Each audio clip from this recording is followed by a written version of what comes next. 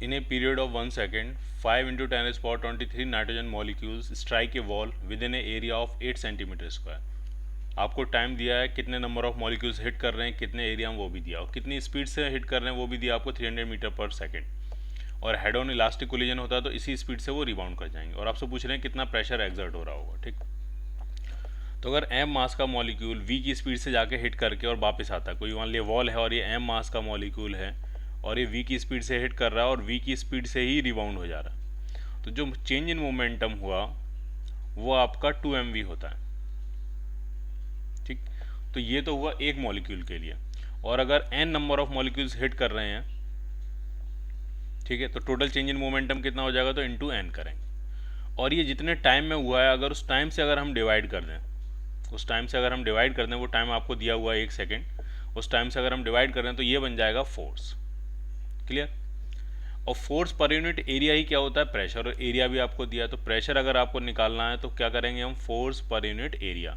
तो ये जो change in momentum upon time से डिवाइड करके फोर्स निकाला था, इसमें हम किससे डिवाइड कर देंगे, एरिया से। तो ये फॉर्मूला बनने वाला n times 2mv upon area into delta T. अब सारी वैल्यूज आपके पास हैं, आपके पास नंबर ऑफ मॉलिक्यूल्स है जो हिट कर रहे हैं, मास दिया है, वेलोसिटी दी है, टाइम इंटरवल 1 सेकेंड है, और आपको एरिया भी दिया है। सारी वैल्यू डालनी है, कैलकुलेट करना है, और आपको आंसर मिल जाएगा। और सारी चीज़ें ऐसा यूनिट में डालोगे, बाकी सब तो ऐसा यूनिट में है, सिर्फ एरिया सेंटीमीटर स्क्वायर में, तो उसको भी ऐसा यूनिट में डालोगे तो आपको आंसर भी ऐसा यूनिट में मिलेगा। पास्कल में मिलेगा, किलो पास्कल के लिए 10⁻³ उसमें आया होगा, उसको हटा के किलो पास्कल लिख लेना है आपने।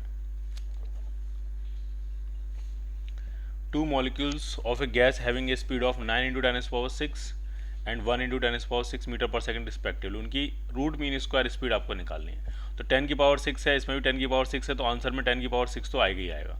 तो हम सिर्फ वैल्यू से काम चलाते हैं। ठीक, 10⁻⁶ तो आएगा ही आएगा। तो RMS कैसे निकालेंगे, पहले स्क्वायर करेंगे, फिर ऐड करके डिवाइड करके एवरेज निकालेंगे, फिर अंडर रूट चढ़ा देंगे। तो सबसे पहले स्क्वायर करते हैं, तो 9 का स्क्वायर 81 और 1 का स्क्वायर 1, तो इनको ऐड करेंगे, 2 से डिवाइड करेंगे, तो ये स्क्वायर हो गया और स्क्वायर का एवरेज हो गया, और उस पर क्या चढ़ा देंगे, अंडर रूट। तो ये आ गई RMS। और बाहर किससे मल्टीप्लाई कर देते हैं, 10⁻⁶ से, क्योंकि 10⁻⁶ आपके है उसमें। तो ये कितना आ जाएगा आपका, अंडर रूट ऑफ 81 82, 2 से डिवाइड करेंगे 41, under root of 41 into 10⁻⁶ metre per second, B part. Molecule of a given mass of a gas have root mean square speed 100 metre per second at 27 degree Celsius and 1 atmospheric pressure. 27 degree Celsius पे RMS speed 100 metre per second है। Pressure का कोई काम नहीं है इसमें। What will be the root mean square speed of the gas of the molecules of the gas at 127 degree Celsius. ठीक है, पहले 27 पे दिया आपको 100 और 127 पे आपसे पूछ रहे हैं, तो बहुत ही सिंपल है। RMS जो वेलोसिटी होती है वो होती है under root 3RT/m। Molecular mass same है, एक ही गैस है आपकी, और टेम्परेचर वेरी कर रहा है, तो V2/V1 अगर हम लिखेंगे तो ये आ जाएगा अंडर रूट T2/T1। ऐसा हम पहले भी कर चुके हैं। सारी वैल्यू डाल देते हैं। V2 आपको निकालना है और V1 आपको दिया 100 metre per second. T2 127 degree Celsius, 273 add करेंगे तो हो जाएगा 400 केल्विन, और T1 27, 273 ऐड करेंगे तो ये जाएगा 300 केल्विन। तो ये V2 अगर हम निकालेंगे, 100 से इधर मल्टीप्लाई कर लेंगे, तो V2 आपकी आ जाएगी 200/√3 metre per second,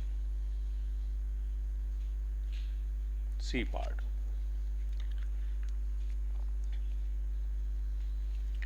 to vessel A and B contains ideal gas with the temperature of B double that of A। बना लेते हैं। दो वेसल हैं, एक वेसल है मान लिया A है, और एक वेसल मान लिया क्या है, B है, और जो B का टेम्परेचर है वो A का डबल है, यानी A का टेम्परेचर अगर T कहेंगे तो B का टेम्परेचर कितना हो जाएगा, 2T। ठीक, both gases are heated so that they attain the same temperature. दोनों को हम गर्म कर रहे हैं सेम टेम्परेचर तक पहुंचने के लिए। It is found that the fractional increase in most probable speed of gas in vessel A is double that of mean speed of gas in B। ठीक है, ढंग से समझना। दोनों को मान लिया हीटअप किया और एक कॉमन टेम्परेचर पे पहुंचा दिया, और वो टेम्परेचर था मान लिया T'।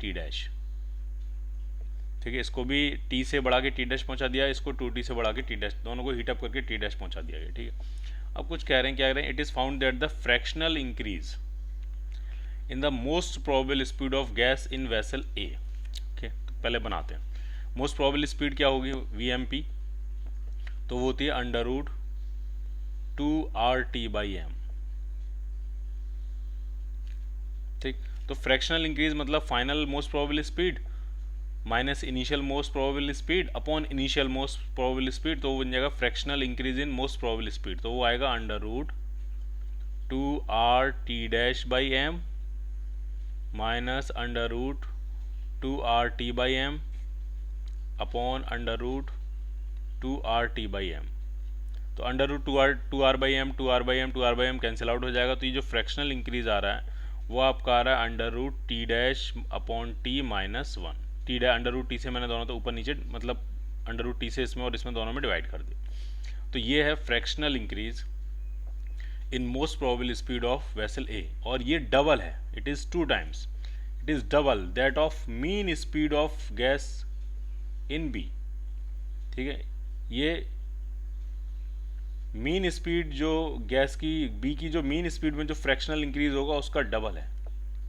ठीक, तो जब आप मीन स्पीड डालोगे एवरेज स्पीड डालोगे तो फॉर्मूला जो रहेगा, एवरेज स्पीड जब आप डालोगे मीन स्पीड डालोगे तो फॉर्मूला जो रहेगा वो आएगा अंडर रूट 8RT/πm। तो इसमें भी वही सब कुछ है, 8RT और πm, ये सब 8R और πm सब कुछ सेम रहेगा, तो अंडर रूट टी बनेगा। तो इसको अगर हम सेटल करेंगे तो फाइनल जो रहेगा वहाँ अंडर रूट T' रहेगा, माइनस इनिशियल जो रहेगा वो आपका अंडर रूट 2T रहेगा, अपॉन इनिशियल से डिवाइड करेंगे अंडर रूट 2T से डिवाइड कर देंगे, बाकी सारी चीज़ें कैंसिल आउट हो जाएंगी। अब इसको हमें सेटल करना है। आपसे पूछा गया है the ratio of the final to the initial temperature of gas in vessel A vessel के बारे में पूछ रहे हैं। ए वेसल फाइनल और इनिशियल टेम्परेचर का रेशियो, फाइनल था T', इनिशियल था T, तो T'/T के बारे में आपसे पूछ रहे हैं कितना होगा।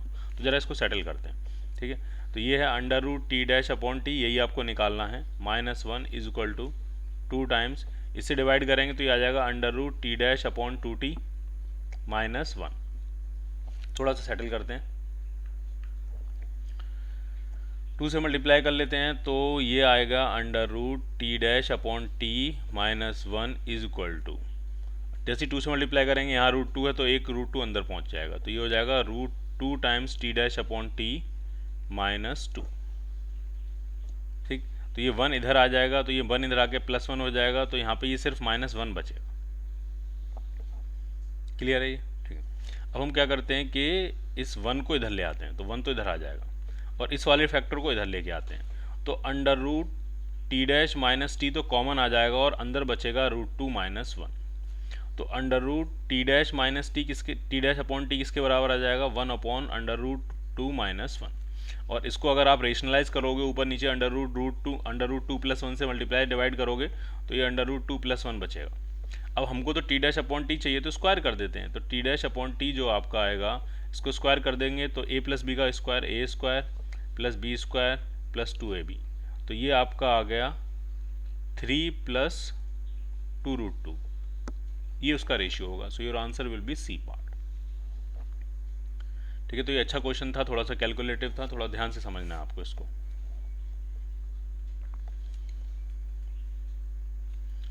The RMS speed of particles of mass 5 × 10⁻⁻17 kg in their random motion in air at NTP will be. ठीक है, आपको मास दिया है और आपको k की वैल्यू दी है, बोल्ट्जमैन कांस्टेंट दिया है 1.38 × 10⁻23 जूल पर केल्विन, और आपको RMS स्पीड पूछ रहे हैं पार्टिकल्स की क्या होगी। तो RMS स्पीड का फॉर्मूला अंडर रूट 3RT/m होता है एक, और होता है 3kT/m।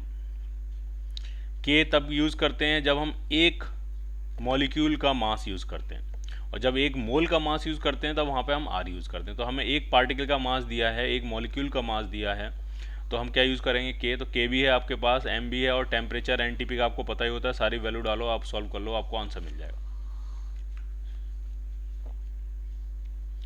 A light container having a diatomic gas enclose within is moving with speed v। ठीक है, एक डायटोमिक गैस है, T टेम्परेचर पे है, m गैस का टोटल गैस का जो मास है वो m है, और ये v स्पीड से मूव कर रहा है। ठीक है, नंबर ऑफ मोल्स आपको n दिए। अब काइनेटिक एनर्जी पूछ रहे हैं विद रिस्पेक्ट टू ग्राउंड। ठीक है, ग्राउंड के रिस्पेक्ट में kinetic energy, total kinetic energy पूछ रहे हैं विद रिस्पेक्ट टू ग्राउंड। तो एक तो काइनेटिक एनर्जी है, पूरा का पूरा m मास जो है वो v वेलोसिटी से मूव कर रहा है, तो एक तो काइनेटिक एनर्जी ये है, ऑर्डर्ड काइनेटिक एनर्जी आप इसको बोलोगे, ½ mv² प्लस प्लस कंटेनर के अंदर का जो गैस है उसकी टेम्परेचर टी है, तो उसके पास एक इंटरनल काइनेटिक एनर्जी भी होगी जो डिसऑर्डर्ड मोशन की होगी। ये जो काइनेटिक एनर्जी है ये ऑर्डर्ड मोशन की, एक पर्टिकुलर डायरेक्शन में मूवमेंट हो रहा है। और गैस के जो मॉलिक्यूल्स हैं वो आपस में इसके सेंटर ऑफ मास के रिस्पेक्ट में रैंडमली मूव कर रहे होंगे, इधर इधर उधर उधर मूव कर रहे होंगे, तो एक डिसऑर्डर्ड काइनेटिक एनर्जी होगी, वो भी हमें लिखनी है। और ये मोनो एटॉमिक गैस है तो क्या होगी वो इंटरनल एनर्जी, जिसको हम इसकी इंटरनल एनर्जी बोलेंगे, तो वो हो जाएगी n times F R by two into T. N number of moles हैं, F R by F degree of freedom है और टी टेम्परेचर है। और ये मोनो एटॉमिक गैस है तो डिग्री ऑफ फ्रीडम तो हो जाएगी आपकी 3। ठीक है, तो 3/2 nRT, तो half M V square plus 3/2 nRT, so your answer will be A part. Cylinder containing a mixture of helium and argon gas in equilibrium at 150 degree Celsius. एक cylinder है उसमें हीलियम है और आर्गन का mixture है equilibrium पे, temperature कितना है 150 degree Celsius. What is the average kinetic energy of each type of molecules, average kinetic energy पूछ रहे हैं। ठीक, तो फिर से समझिए, एक मॉलिक्यूल की पूछ रहे हैं। ठीक, तो एक मॉलिक्यूल की 1 डिग्री ऑफ फ्रीडम की जो एवरेज काइनेटिक एनर्जी होती है वो होती है हाफ kT। ठीक, अगर हीलियम है एक ही मॉलिक्यूल की निकालनी तो डिग्री ऑफ फ्रीडम से मल्टीप्लाई करेंगे, ये जो हाफ kT है ये है एक ही मॉलिक्यूल की है लेकिन 1 डिग्री ऑफ फ्रीडम की है। अगर आपको एक मॉलिक्यूल की निकालनी है तो सभी डिग्री ऑफ फ्रीडम से मल्टीप्लाई करना पड़ेगा। अगर हीलियम का केस है तो हीलियम में डिग्री ऑफ फ्रीडम 3 होती है, और आर्गन का केस है तो आर्गन में भी डिग्री ऑफ फ्रीडम क्या होती है 3 होगी, क्योंकि दोनों ही मोनो एटॉमिक गैस हैं। तो दोनों की एवरेज काइनेटिक एनर्जी क्या आई 3/2 kT। टेम्परेचर आपको दिया है, केल्विन में कन्वर्ट कर लेना है। के बोल्ट्जमैन कांस्टेंट आप जानते ही हो, सारी वैल्यू डालो आपको आंसर मिल जाएगा।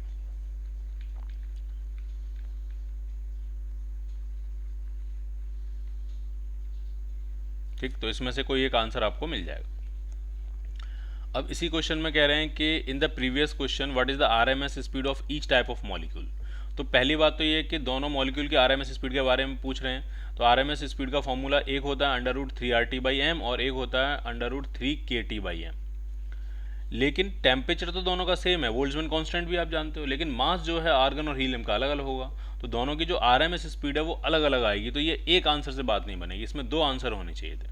ठीक है, तो आप सारी वैल्यू डालो, एम की वैल्यू डालो, आर्गन और हीलियम, और अब इसमें जो मास डालना है ढंग से इंपॉर्टेंट बात ये है, अब जो मास डालना है मॉलिक्यूलर मास या एक मॉलिक्यूल का मास डालना है, जैसे आपको मान लिया ये वाला फॉर्मूला यूज़ करना है √3RT/m गैस कांस्टेंट वाला। तो जैसे हीलियम हुआ तो हीलियम का मॉलिक्यूलर वेट होता है 4, तो 4 नहीं डालना है, 4 × 10⁻³ डालना है, क्योंकि आपको ऐसा यूनिट में डालना है, केजी में डालना है।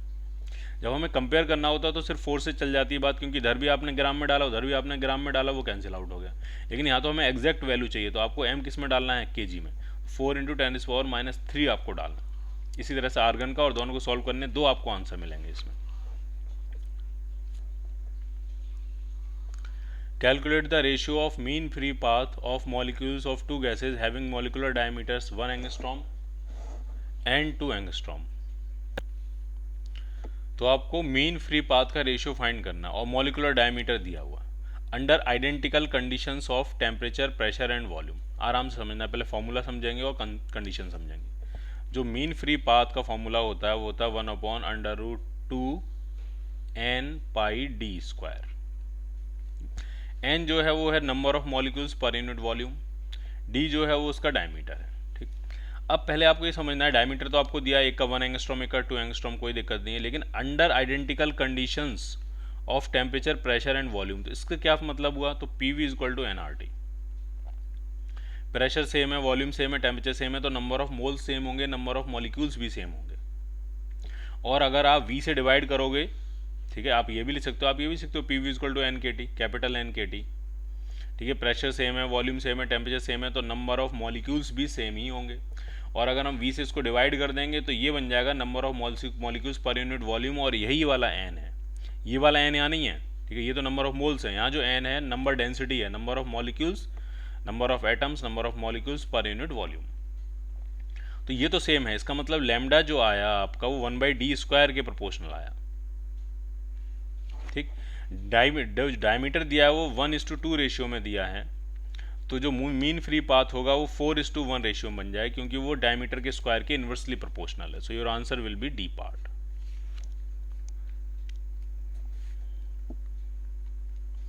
An insulated container containing a monoatomic gas of molar mass m is moving with a velocity v0।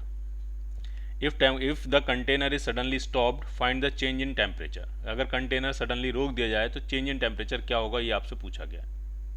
ठीक, तो जब कंटेनर मूव कर रहा है, मान लिया n नंबर ऑफ मोल्स थे और मोलर मास जो दिया है m, तो टोटल मास हो जाएगा n इंटू एम। और जो कंटेनर मूव कर रहा है तो उसके पास जो ऑर्डर्ड काइनेटिक एनर्जी है half M V not square है।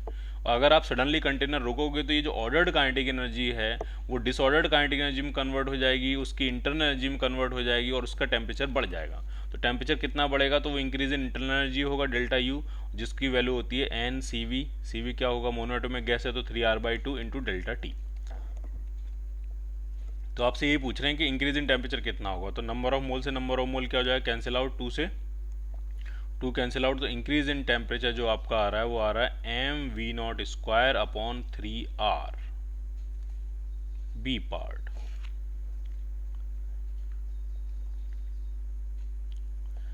A spherical balloon of volume V contains helium at a pressure P। Spherical volume एक बैलून है, कुछ इस तरह से बना लेते हैं। इसका जो वॉल्यूम दिया है वो V दिया है और प्रेशर इसका दिया है P। ठीक, अब इसमें पूछ रहे हैं इसके अंदर टोटल नंबर ऑफ मोल्स कितने हैं। नंबर ऑफ मोल्स के बारे में इंफॉर्मेशन चाहिए, n चाहिए आपको। और दिया क्या है आपको, दिया है if average kinetic energy of helium atoms is के बार। ये है average kinetic energy of helium atoms. अभी कितनी होगी जरा समझते हैं। 1 डिग्री और एक एटम में या एक मॉलिक्यूल के 1 डिग्री ऑफ फ्रीडम में जो काइनेटिक एनर्जी होती है वो होती है half kT, average kinetic energy. अब ये हीलियम है तो इसमें 3 डिग्री ऑफ फ्रीडम हुई तो इंटू 3 कर देंगे, तो ये दी हुई है आपको। एक एटम हीलियम के एक एटम की एवरेज काइनेटिक एनर्जी दी है 3/2 kT, ये दी हुई है। और आपको नंबर ऑफ मोल्स आपसे पूछ रहे हैं। ठीक है, तो कैसे सेटल करेंगे समझिए। P इक्वल टू nRT होता है और P इक्वल टू nKT भी होता है। तो यहाँ से हम टोटल नंबर ऑफ एटम्स या मोल्स मॉलिक्यूल्स निकाल लेंगे, उसको एवोगैड्रो नंबर से डिवाइड कर देंगे, मोल्स मिल जाएंगे। ठीक है, तो n अगर हम निकालेंगे तो हम t की वैल्यू kT की वैल्यू डालना है, तो kT की वैल्यू आ जाएगी 2k/3। तो PV is equal to n times 2k/3।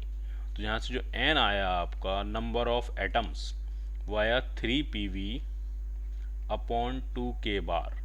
और n को अगर हम एवोगैड्रो नंबर से डिवाइड कर देंगे तो ये बन जाएगा आपका number of moles. So your answer is D part.